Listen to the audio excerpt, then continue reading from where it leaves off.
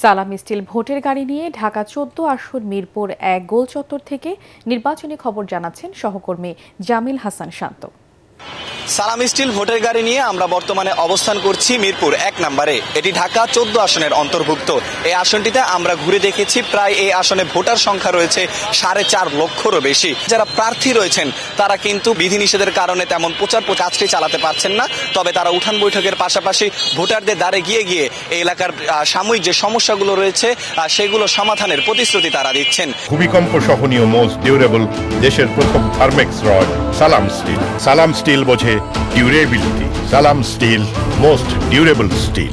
এলাকা যারা ভোটাররা রয়েছেন তারা বলছেন এলাকার উন্নয়নে যারা ভূমিকা রাখবেন তাদেরই কিন্তু আগামী নির্বাচনে তারা ভোট দিয়ে জয়যুক্ত করবেন। সালাম স্টিল ভোটের গাড়ি নিয়ে এই ছিল আমার কাছে ঢাকা ১৪ আসন থেকে সর্বশেষ।